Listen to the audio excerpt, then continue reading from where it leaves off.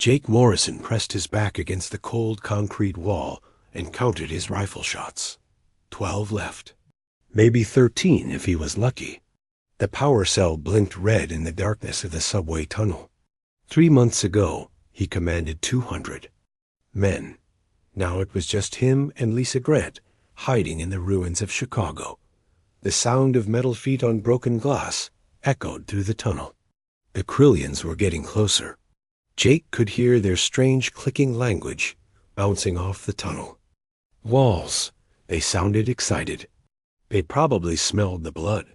Lisa lay against the opposite wall, her face pale in the dim light. Blood soaked through the bandage on her shoulder where the plasma bolt had hit her. She still held her rifle, but her hands shook too much to aim properly. How many do you think are up there? She whispered. Jake listened to the sounds above them. Heavy footsteps, the whine of energy weapons charging. Maybe 20 soldiers. Maybe more. Too many, he said. Lisa laughed, but it came out as a cough. Remember when we thought 20 was nothing? Back when we had tanks and air support? Jake remembered. 3 months ago, 20 Krillian soldiers would have been target practice for his unit. The 77th Infantry Division had been the best Earth had to offer. 10,000 soldiers with the finest weapons humanity could build. Now the division was 2 people hiding in a hole. The invasion had started without warning. Giant ships appeared. In Earth's sky one morning, no messages, no demands.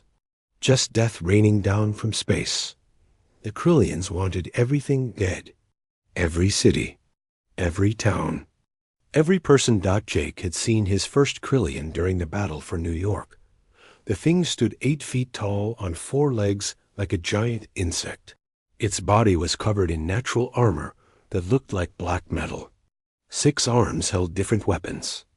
2 small arms with energy pistols. 2 medium arms with plasma rifles.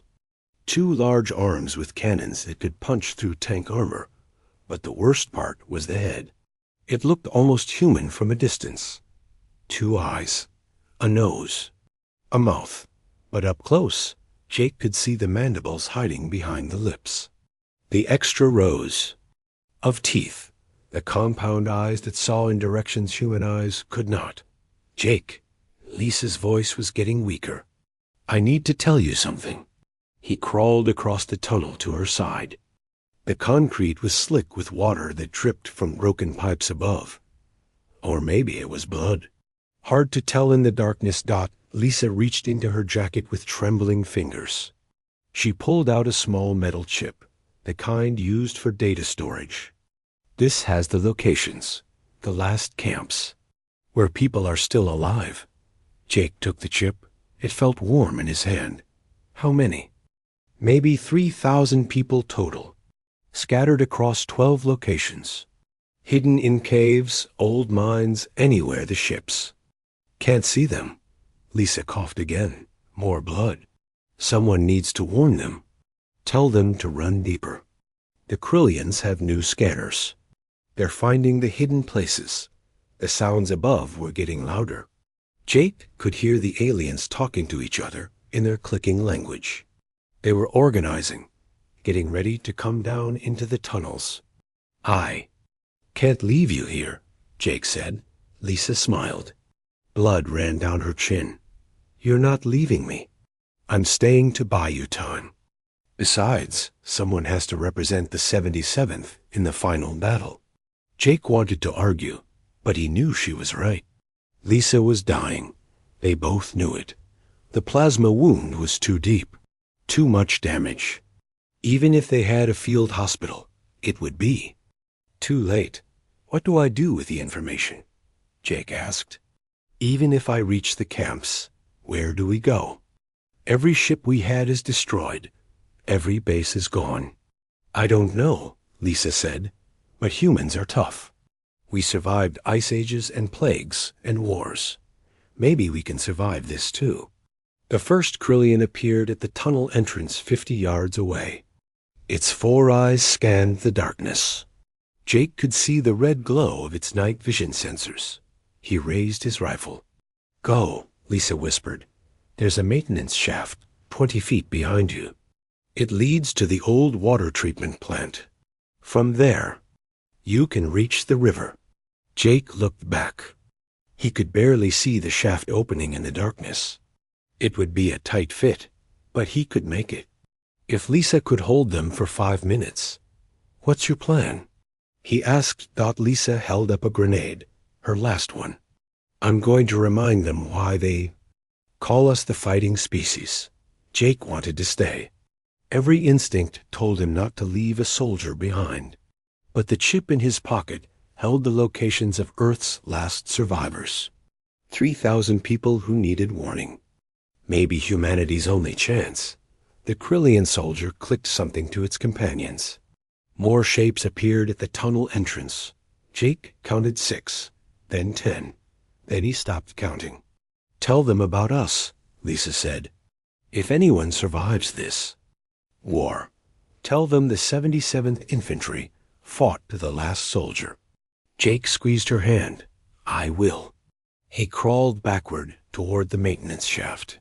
Behind him, he heard Lisa chamber around in her rifle. The sound echoed off the tunnel walls like a bell ringing. The shaft was even smaller than it looked.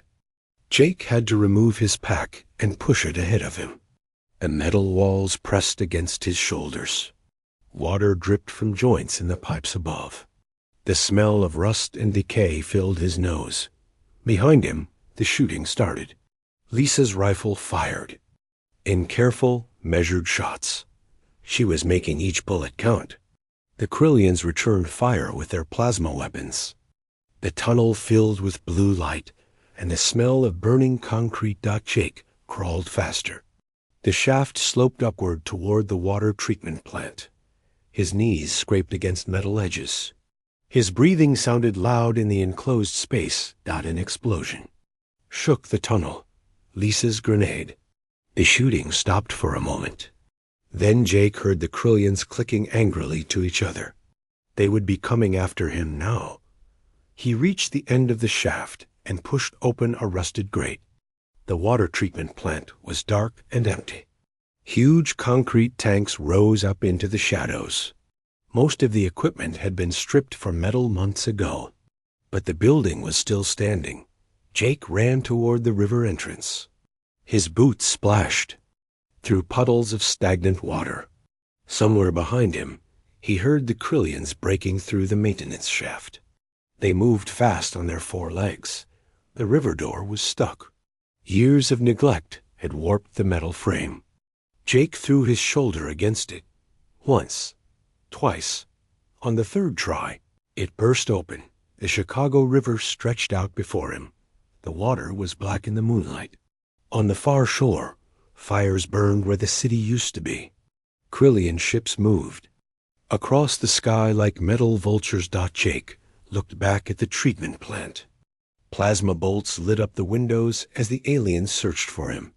He thought about Lisa, about the 77th Infantry, about 10 billion people who would never see another sunrise. Then he jumped into the river. The water was cold and dirty. Jake let the current carry him downstream, away from the searching lights. He held the data chip tight in his fist. 3,000 people. 12 locations. Maybe humanity's last hope. As he floated away from the burning city, Jake saw new lights in the sky. Not Krillian ships. These were different. Sleek and silver. They moved like they were alive. One of the silver ships descended toward the river. A blue beam of light engulfed Jake. He felt himself being lifted from the water. As consciousness faded, he heard sounds that were not Krillian. Not human either. Something else had come to Earth. Whether that was good or bad, Jake would have to wait to find out. Jake woke up in a room that glowed with soft white light. The walls curved upward like the inside of an egg. Everything was smooth and clean. No sharp corners, no harsh edges. The air smelled like flowers he could not name. He tried to sit up and winced. His body felt strange, different. Jake looked down at his arms and saw smooth skin where burns had covered him for weeks. The cuts on his hands were gone. Even the old scar on his knee from a training accident 10 years ago had disappeared. "You are awake," the voice came from behind him. Jake spun around, his hand reaching for a weapon that was not there. A woman stood in the doorway. At least, Jake thought it was a woman. She had the right shape. 2 arms, 2 legs, a head with eyes and a mouth. But her skin was pale blue like winter sky. Her eyes were too large and completely silver. No pupils, no iris, just liquid metal. That seemed to swirl when she moved. "Do not be afraid," she said. Her voice was soft and musical. She spoke English, but with an accent Jake had never heard. "My name is Zara. I am a doctor. You are safe here." Jake looked around the room. 4 exits. There was only the door where Zara stood. The walls had no windows, no vents, no way out except past the alien woman. "Where am I?" he asked. "You are on a medical station. Far from your world, far from the Krillians." Zara stepped into the room. She moved like a dancer, graceful and smooth. "We found you floating in the river. You are badly hurt. We brought you here to heal." "Who is we?" "My people, the Vorthik. We have been watching your world, watching the war. We are sorry we could not help sooner." Jake stood up slowly. His legs felt strong, stronger than they had in months. "Why didn't you help? We were dying down there. Billions of people, gone." Zara's silver eyes dimmed. "Because we are dying too. The Krillians destroyed our world 60 years ago. We are refugees, survivors, just like you. Then why save me? One human, why risk it? Because you are not just one human. You are Staff Sergeant Jake Morrison of the 77th Infantry Division. You fought for 96 days without retreat. You saved civilian camps in Detroit and Boston. You held the line at Denver when everyone else ran. We have been watching you, Jake Morrison. We know what you can do." Jake felt cold despite the warm air. "You are watching us die? We were watching you fight, learning from you. Your people did something we thought impossible. You made the Krillians afraid." "Afraid?" "They wiped us out, but not easily, not quickly. Your species fought for 3 months against an enemy that destroyed us in 3 days. The Krillians had to use their entire fleet. They had to stop their expansion into other sectors. They had to focus everything on your small blue world because humans would not give up." Zara moved to the wall and touched it with her hand. The surface became transparent like glass. Jake could see stars outside. More stars than he had ever seen from Earth. They were beautiful and terrifying at the same time. "The Krillians are a plague," Zara said. "They move from world to world.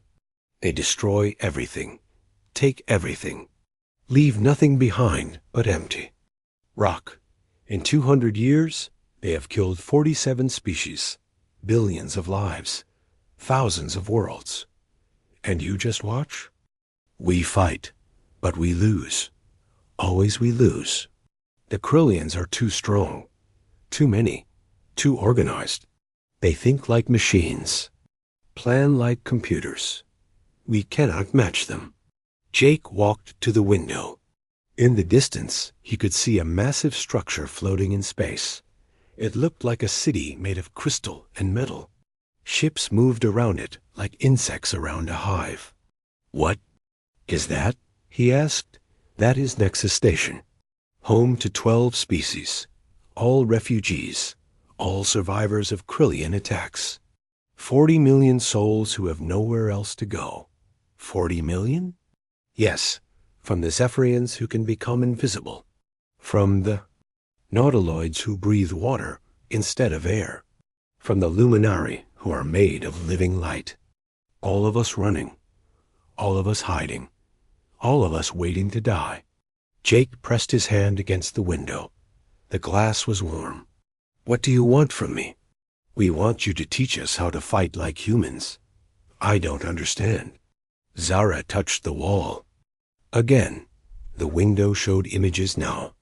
Jake saw recordings of human soldiers in battle. He recognized some of them. His own unit fighting in Chicago. Marines holding a bridge in Seattle. Air Force pilots making suicide runs against Krillian cruisers. "Watch," Zara said. "Here, this moment." The image showed a squad of human soldiers surrounded by Krillians. They were outnumbered 5-1. By every military rule, they should have surrendered or died. Instead, one soldier jumped on a Krillian's back. Another threw a grenade into a group of enemies while they were distracted. A third soldier charged directly at a plasma cannon. It was chaos. It was stupid. It should not have worked, but it did. The Krillians hesitated. They did not know how to respond to tactics that made no sense.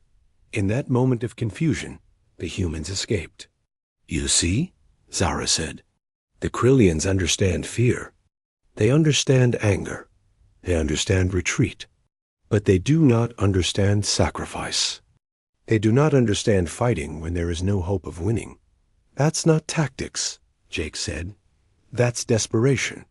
"Yes, and desperation is something we have forgotten how to use."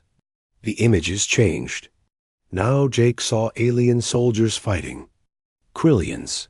The Vorthik moved in perfect formation. Their weapons fired in coordinated patterns. Their tactics were flawless. They were also completely predictable. The Krillians adapted quickly. They countered every move. They anticipated every strategy. The alien soldiers fought bravely, but they fought like machines against machines. "We are too civilized," Zara said. "Too logical. We cannot think like humans think. We cannot do the impossible things that humans do." Jake watched his people die again on the screen, but now he saw it differently.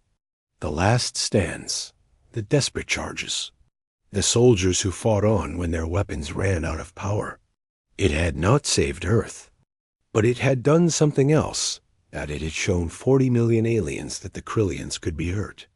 "What exactly are you asking me to do?" "Train our soldiers. Teach them to fight without hope. Teach them to be unpredictable. Teach them to be human." Jake was quiet for a long time. Outside the window, ships continued to move around the massive station. 40 million refugees. 40 million souls who had lost everything to the same enemy that killed Earth. "I had orders," he said finally. "When Lisa died, she gave me a data chip, locations of human survivors. I was supposed to warn them." Zara's eyes brightened. "There are human survivors?" "Maybe 3,000 people, hidden in caves and mines." "But by now, double quotes." Jake shook his head. "The Krillians have new scanners. They're probably all dead." "No," Zara said. "They are not dead." "How do you know?" "Because we saved them too. All 3,000. We used your data chip to find them. They are here on Nexus Station. Safe." Jake stared at her. "What?" "We found the chip in your jacket. We sent rescue ships to every location. We brought them here before the Krillians could find them. Your people are alive, Jake Morrison, because of you." For the first time in months, Jake felt something other than grief. It was a small feeling, fragile like new grass. But it was there. Hope, double quotes, "I want to see them," he said. "You will. But first, there is someone else you must meet. Someone who will help you understand what we are asking." Zara led him through corridors that curved and twisted like the inside of a seashell. Other Vorthik moved past them. Some nodded to Zara. A few stared at Jake with their silver eyes. He was probably the first human they had ever seen. They entered a large room with a curved ceiling that showed the stars. A figure stood at the center, looking up at a display of moving lights. Jake could tell it was a Vorthik, but this one was different, taller, older. The blue skin had lines that might have been scars or just age. "General Thorne," Zara said. "This is Jake Morrison." The general turned. His silver eyes were darker than Zara's, almost black. "Sergeant Morrison, we have been waiting for you." "Waiting for me to do what?" "To help us win a war we have been losing for 200 years. Thorne gestured to the lights above them. "Each point of light is a Krillian fleet. Each fleet has the power to destroy worlds. There are 300 fleets, growing stronger every day." Jake looked up at the display. So many lights. So much. Death moving through space. "How many ships do you have?" "Enough to evacuate refugees. Not enough to fight. We have been running for so long, we have forgotten how to stand still and fight." "Then what makes you think I can help?" Thorne smiled. It was a strange expression on the alien face. "Because humans do not run, even when they should, even when it makes no sense, even when it gets them killed." The general touched something. On his wrist, the star display changed. Now it showed Earth, blue and beautiful, and covered in fire. "Your species fought 300 Krillian fleets with 12 ships and ground weapons. You lost, but you hurt them. You destroyed 47 of their vessels. You killed thousands of their soldiers. You made them work for their victory." Jake watched his world burn again. But Thorne was right. The Krillians had won, but they had paid a price. "No species has ever hurt them that badly," Thorne continued. "Not even us with all our technology. Not even the Luminari with their energy weapons. Only humans. Only your chaotic, illogical, desperate way of fighting. So you want me to make your soldiers desperate? We want you to make them human. At least as human as aliens can be." Thorne turned off the display. The room became darker. 6 months had passed since Jake first saw Nexus Station. The alien city no longer seemed strange to him. He knew the curved corridors. He understood the flowing architecture. He could even speak basic Vorthic, though his accent made Dr. Zara.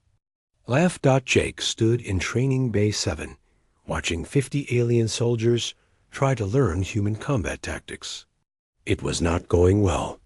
The Zephyrians moved in perfect lines. Their natural camouflage made them nearly invisible, but they used it like a tool. Turn invisible. Move to position. Attack in formation. Everything planned. Everything predictable. "Stop," Jake called out. The aliens froze. "Commander Vex, what are you doing?" The Zephyrian leader appeared from thin air. His skin shifted from the color of metal walls back to its natural green. "Following the flanking pattern you taught us, Instructor Morrison." "No, you're following a pattern. Patterns can be predicted. Krillians predict patterns." Jake walked into the middle of the training area. "Elena, show them." Elena Rodriguez stepped forward. She was half human, half Vorthic. Her mother had been rescued from a Krillian slave camp 20 years ago. Elena had grown up on Nexus Station, but she understood human thinking better than most aliens. "Watch," Elena said to the Zephyrians. She moved toward a practice target, but instead of using the flanking route Jake had taught them, she walked straight at it. Then she suddenly rolled left, jumped over a barrier, crawled under a pipe, and attacked from above. Why did she do that? Jake asked the Zephyrians. "It makes no sense," Commander Vex said. "She wasted energy. She exposed herself to enemy fire. She took the longest possible route." "Exactly. Which means no Krillian computer could predict it." "Elena, tell them what you were thinking." Elena grinned. She had her mother's silver eyes, but her father's brown hair. "I saw a spider web in the corner up there. It reminded me of the story my father told about the spider and the fly, so I decided to be the spider." The Zephyrians looked confused. Jake had learned that most alien species were logical. They made decisions based on facts and calculations. The idea of making tactical choices because of a childhood story was impossible for them to understand. That's the point, Jake said. Humans don't always think logically. Sometimes we think with our emotions. Sometimes we think with our memories. Sometimes we don't think at all. We just act. A new voice spoke from the observation deck. This is why you are failing. Jake looked up. A figure stood in the shadows, above the training area. Jake knew who it was before the creature stepped into the light. Crix was a Krillian, 8 feet tall on 4 insect legs, 6 arms holding different weapons, the head that looked almost human until you saw it up close. He was also the only Krillian defector in the galaxy. Not every alien in the training bay stepped back. Some reached for weapons. The Zephyrians disappeared again, pure instinct taking over. Easy, Jake said. He's on our side. He is Krillian, Commander Vex hissed. His people had been enslaved by Krillians for 30 years before the Vorthik rescued them. He's also the reason we know how Krillian battle computers work, Jake replied. Crix, come down here. The Krillian climbed down from the observation deck. His 4 legs moved with mechanical precision. When he reached the training floor, he was careful to keep his weapons lowered. Jake had learned that Crix understood fear better than most beings in the station. You are teaching them to think like humans, Crix said to Jake. But you are not teaching them to think like Krillians. That's your job, Jake said. For the first 6 months, Jake had refused to work with Crix. The alien represented everything. Jake hated every dead human, every burned city, every friend lost in the war. But gradually, Jake learned that Crix had lost something too. Crix had been part of a Krillian hive mind. 30,000 connected consciousnesses sharing thoughts and memories. When he refused to participate in the genocide of a peaceful species, the hive cut him off. 30,000 voices in his head became silence. It had almost driven him insane. Show them, Jake said to Crix. Crix moved to the center of the training area. I am a Krillian soldier. I have orders to secure this room. I have studied the enemy. Zephyrians use camouflage for flanking attacks. Probability of flanking attack from left side is 47%. From right side is 31%. From above is 22%. He raised 2 of his weapons, aiming at different corners of the room. I position myself to counter all probable attacks. I wait. The Zephyrians tried their invisibility tactics. Crix shot them with training beams before they could get close. Every time, he knew exactly where they would be. Now, Jake said, Elena, do your thing. Elena moved toward Crix, but instead of following any tactical pattern, she started singing. A human song about sunshine and rainbows. It was completely inappropriate for combat. Crix hesitated, his head tilted. This is not a recognized combat behavior.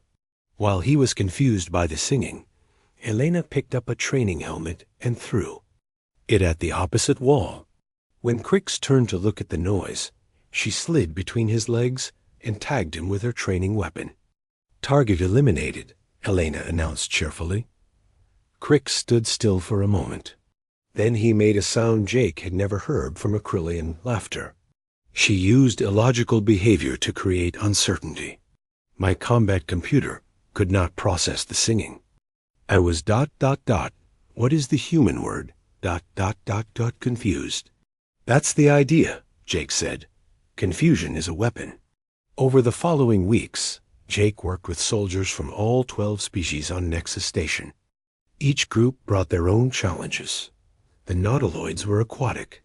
They could only fight in water-filled environments. But Jake taught them to use their natural swimming ability for 3-dimensional attacks that Krillians could not predict. The Luminari were beings made of living light. They could blind enemies and travel through electrical systems. but they always attacked from the same angles. Jake taught them to use mirrors and reflective surfaces to come from impossible directions. The hardest students were the Vorthik themselves.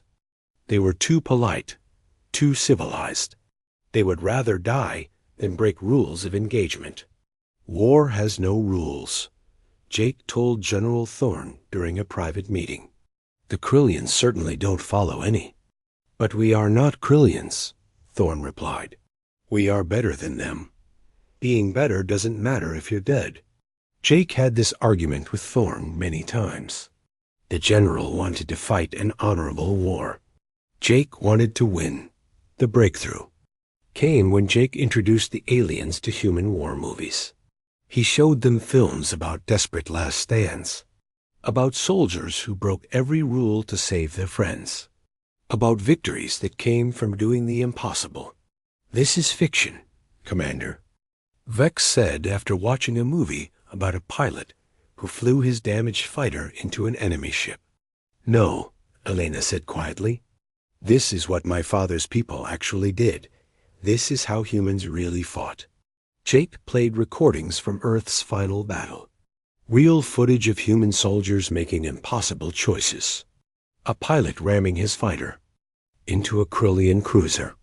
A squad leader running into enemy fire to save wounded comrades.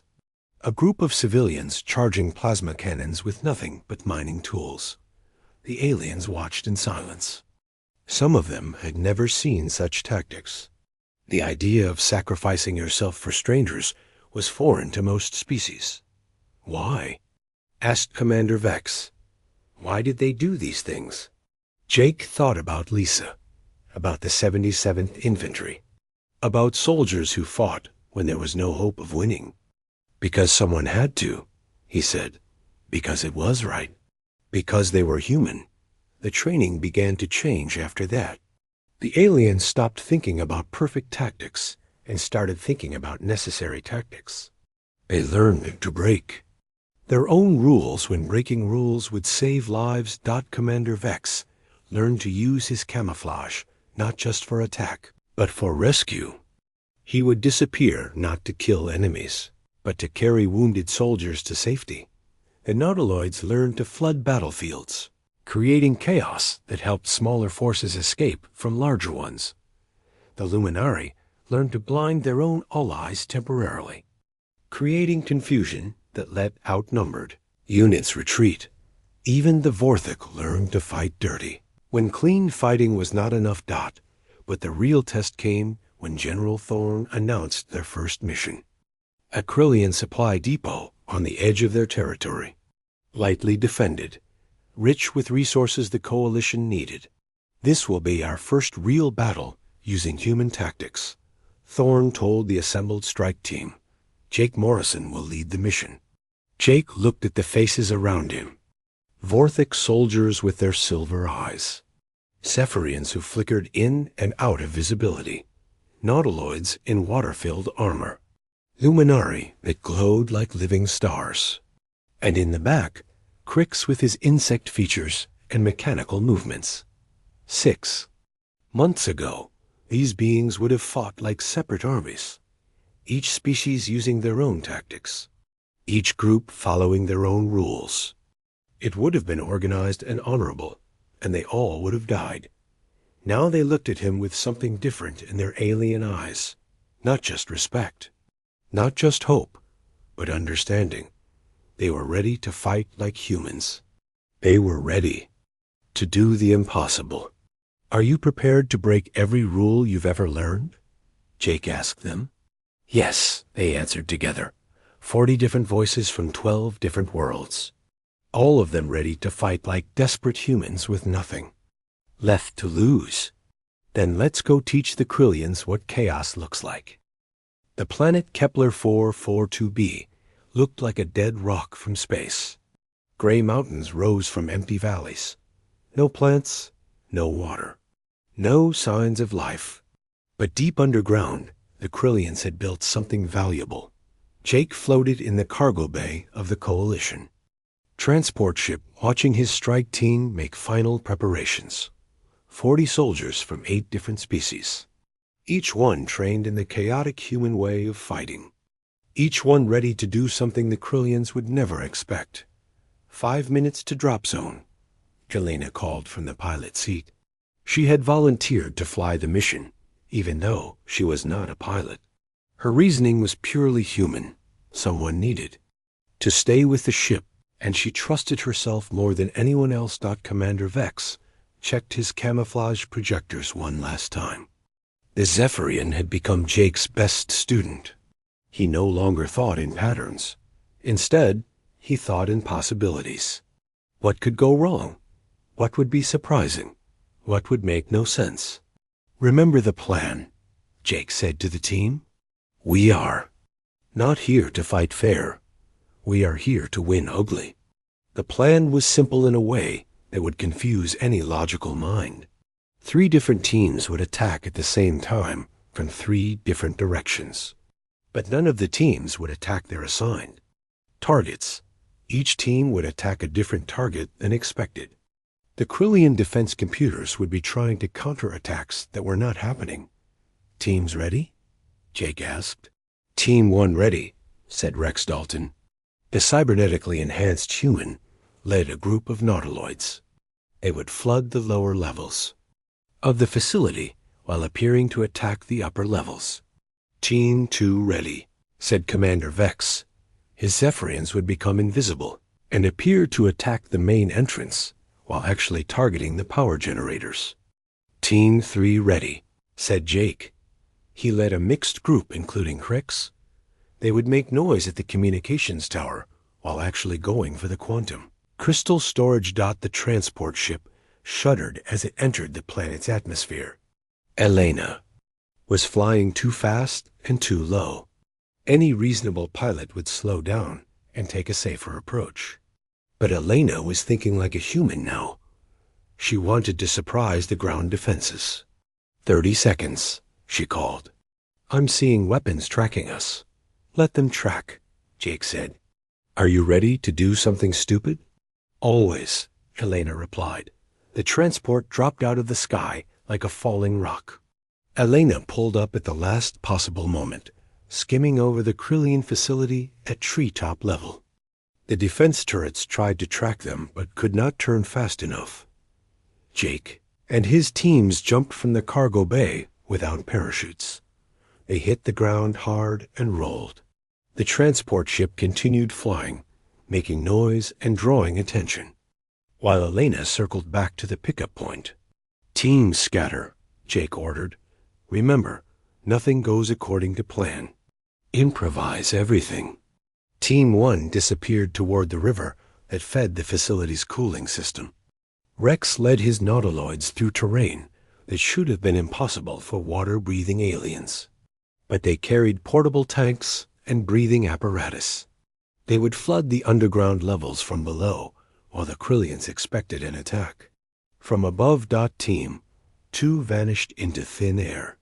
Commander Vex and his Zephyrians became invisible, but instead of moving toward their assigned target, they headed for the facility's weak point that Crix had identified. The power generators were hidden underground, protected by only basic defenses because no logical enemy would target them first. Jake led Team 3 toward the communications tower. They moved loudly and carelessly, making enough noise to attract attention. The Krillian defenders would see them coming and prepare for an assault on the tower. While the defenders focused on Team 3, the other teams would hit their real targets. Contact, one of Jake's soldiers whispered. Krillian patrol. 6 soldiers. Jake looked through his scope.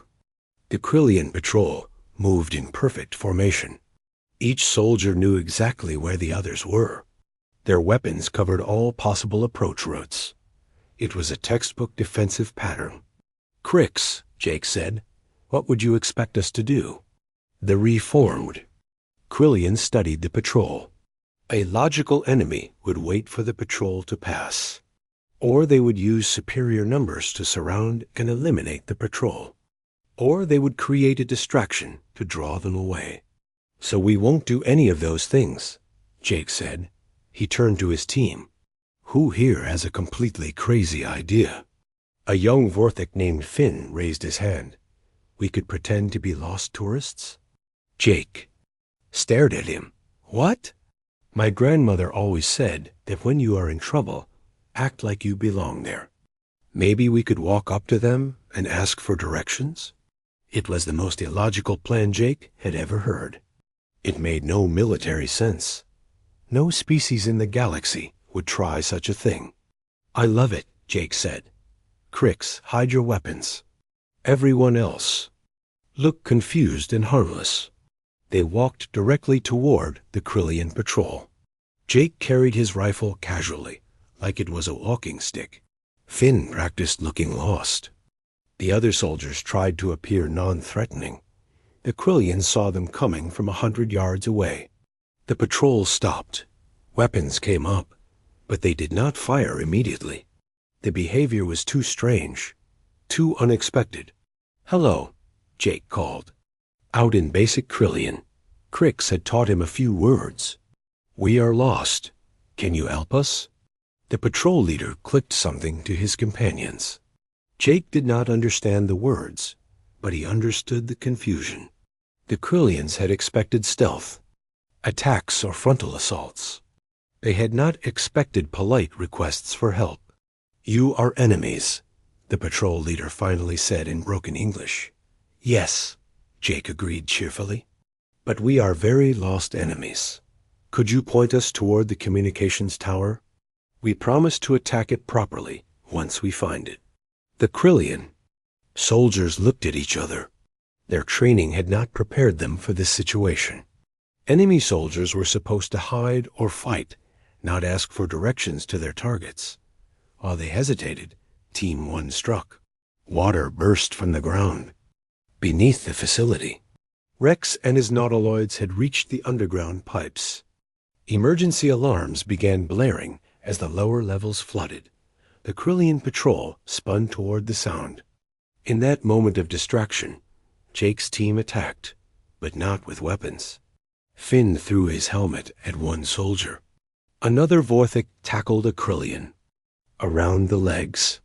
Jake jumped on the patrol leader's back and covered his eyes with his hands. It was chaotic. It was ridiculous.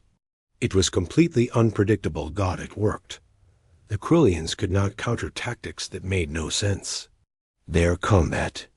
Computers crashed trying to process the illogical behavior. In the confusion, Jake's team captured all 6 patrol members without killing anyone. Team 1 successful, Rex's voice crackled over the radio. Lower levels flooded.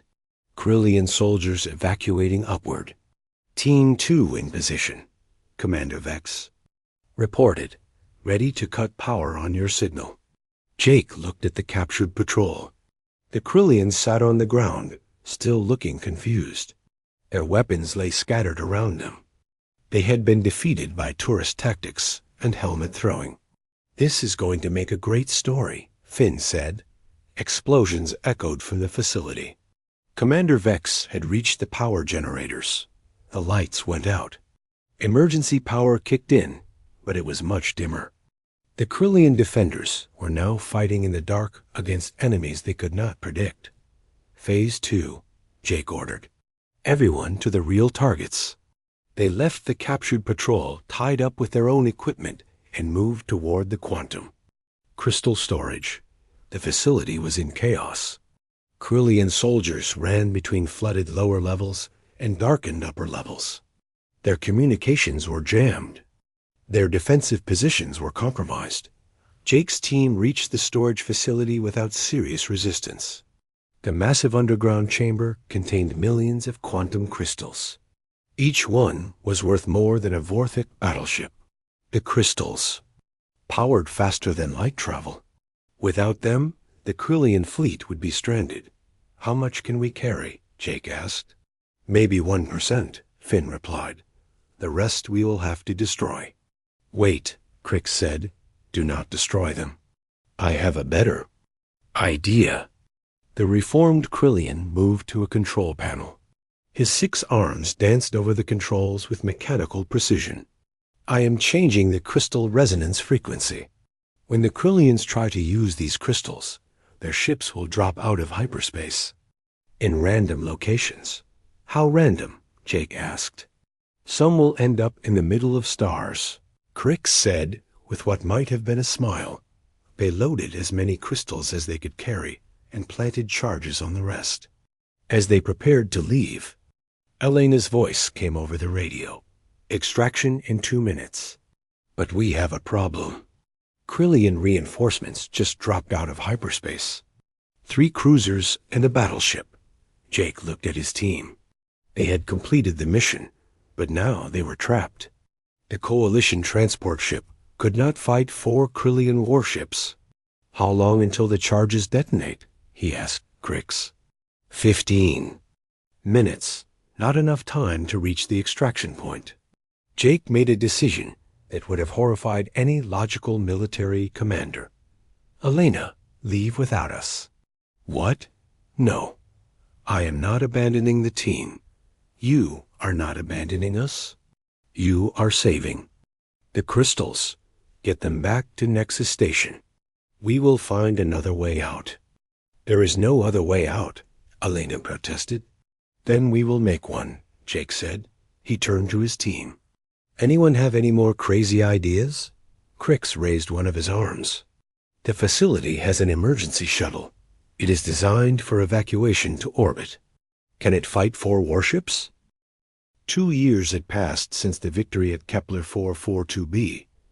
Jake Morrison stood on the bridge of the Coalition flagship Horizon, watching hundreds of ships prepare for battle. The fleet stretched across space like a metal constellation. Each ship carried soldiers from different worlds, all of them trained in the human way of fighting. A success at the quantum crystal facility had changed everything. Word spread through the galaxy that the Krillians could be beaten. Species that had hidden for decades came out of the shadows. Reefs became warriors. Victims became hunters. Now, the Coalition had 300 ships and 2 million soldiers. They called themselves the New War, and they fought like humans on 1,000 different worlds. Admiral Morrison, said Maria Santos, walking onto the bridge. The final attack groups are in position. Jake still felt strange being called Admiral. 2 years ago, he had been the last soldier of a dead world. Now he commanded the largest military force in the galaxy. But more importantly, Maria was here with him. Maria was a Vorthic scientist who had spent years studying human culture. She understood humans better than most humans understood themselves. She had also become the most important person in Jake's life. Through her, he learned that love could survive even the death of worlds. How are the preparations going? Jake asked her. The new colony ships are ready. The genetic samples are stable. The cultural archives are complete. Maria smiled with her silver eyes. The first human children will be born in our new home within the year. Jake had never expected to hear those words. Human children. A new human home. After Earth's destruction, it had seemed impossible, but Maria and her team had made it real. They had taken the genetic samples from the 3,000 survivors and created the possibility of a new human civilization. Any word from Alana? Jake asked. Her reconnaissance mission was successful. The Krillian home fleet has moved to defend their capital world. Just as you predicted. Jake nodded. The plan was working. For months, he had been feeding false information to Krillian spies. He made them believe the Coalition was planning a massive assault on the Krillian homeworld. It was the kind of direct attack that every military computer would expect from a large fleet. But Jake was not planning to attack the homeworld. He was planning something much more human. Commander Vex reports that all stealth teams are in position. Maria continued. The Nautiloids have flooded the supply depot defenses. The Luminari have infiltrated their communication networks. Even Crix says his part of the mission is ready. Jake looked out at the stars. Somewhere out there, Crix was, leading a group of reformed Krillian defectors. More Krillians had joined the Coalition after seeing that change was possible. They brought knowledge of their former empire's weaknesses. "Signal all ships," Jake ordered. "Begin Operation Chaos." The Coalition fleet scattered in a dozen different directions. To any observer, it would look like confusion, like a breakdown in command, like an army falling apart under pressure. That was exactly what Jake wanted them to think. For 2 years, he had been teaching alien species to fight like humans, but he had also been learning from them. The Zephyrians taught him about patience and timing. The Nautiloids showed him how to think in 3 dimensions. The Luminari demonstrated the power of moving at light speed. Most importantly, the aliens had taught him something about himself. He was not just Earth's last soldier anymore. He was something new, something that had never existed before. A human who thought like 12 different species while still thinking like a human. "The Krillian fleet is responding," reported the communications officer. "They are moving to intercept our main force." "Perfect," Jake said. "Let them chase shadows." The Coalition's main fleet was a decoy. Real ships with real crews, but carrying no weapons. Their job was to run away while looking like they were trying to attack the Krillian homeworld. Meanwhile, the real attack would happen in places no logical enemy would consider. Jake's strategy was based on a simple human truth. The best way to win a war is to make your enemy fight the wrong war. "Phase 2 is beginning," Maria reported. "Our teams are hitting their supply lines." Across the galaxy, small Coalition forces attacked Krillian logistics. They did not try to hold territory. They did not try to destroy major targets. Instead, they created confusion. They made it impossible for the Krillian Empire to know what was really happening. Rex Dalton led cybernetically enhanced soldiers in raids on communication centers. They would capture a facility, broadcast false information, then disappear before reinforcements arrived. Commander Vex used his invisible soldiers to sabotage supply convoys. The Krillians never knew when their shipments would arrive or what condition they would be in. The Nautiloids flooded mining operations, making it impossible to extract the metals needed for ship construction. Each attack was small. Each victory was temporary. But together, they created something the Krillian Empire had never faced: uncertainty. "Admiral," the tactical officer called out, "we are receiving reports from all sectors. The Krillian military is ... confused. Their fleets are moving in random directions. Their commanders are contradicting each other." Jake smiled. "They are trying to fight a logical war against an illogical enemy. Their computers cannot process our strategy because we do not have a strategy. We have chaos." For 200 years, the Krillian Empire had conquered worlds by being more organized than their enemies. They planned better. They coordinated better. They thought more logically. But humans had taught the Coalition to fight without plans, to coordinate through chaos, to think with emotions instead of logic. "Phase 3 is ready," Maria announced. "Elena reports that the Vorthic Prime defense grid is online." This was the real test. While the Krillians chased phantom fleets across the galaxy, they had left their main target vulnerable. Vorthic Prime was the Coalition's capital, home to 40 million refugees. The heart of everything Jake had helped build. Intelligence reports said a massive Krillian fleet was moving toward Vorthic Prime. They planned to destroy the Coalition's leadership in one decisive battle. It was logical. It was efficient. It was exactly what the Krillian Empire always did. It was also what Jake had been hoping for. "All ships," Jake broadcast to the Coalition fleet.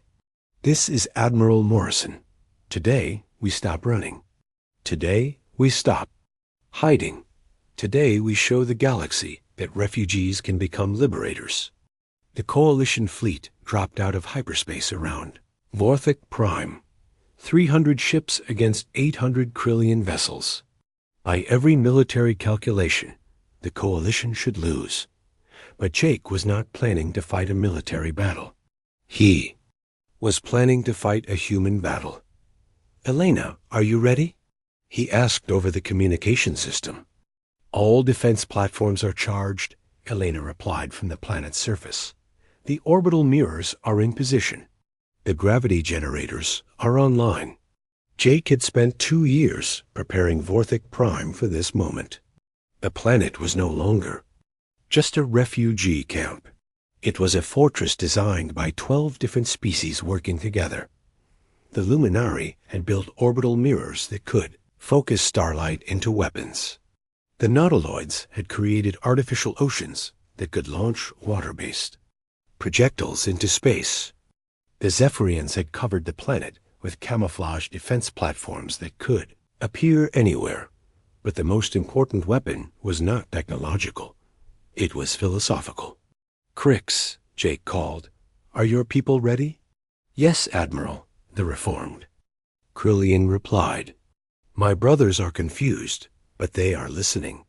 During the battle, Crix and the other defectors would broadcast messages to the attacking fleet. Not propaganda, not threats, just truth. Stories about what life was like in the coalition, how different species worked together, how refugees had become a family. Some Krillian soldiers would listen. Some would realize that they had choices beyond conquest or death. Some would change sides. "All ships," Jake ordered, "attack pattern Human 7.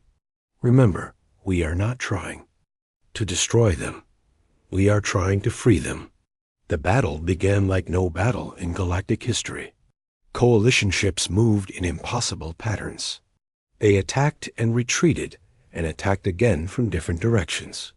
They used their environment as a weapon, pulling asteroids and space debris into combat. The Krillian fleet tried to respond with traditional tactics. But traditional tactics could not counter an enemy that refused to follow traditional rules. Watched from the horizon's bridge as the battle developed. The Krillians were winning by the numbers. They had more ships, better weapons, stronger armor, but they were losing by confusion. They could not predict what the coalition would do next. Because the coalition did not know what they would do next. That was the human way. Plan for everything by planning for nothing. Prepare for chaos by embracing chaos.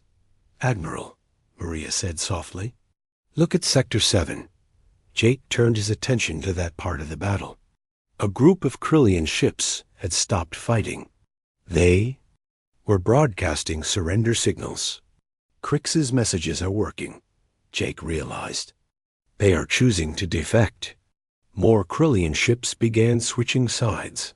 Not many, maybe 50 out of 800, but enough to change the balance of the battle. The Krillian command structure began to collapse. When soldiers started thinking for themselves instead of following hive orders, the Empire's greatest strength became its greatest weakness.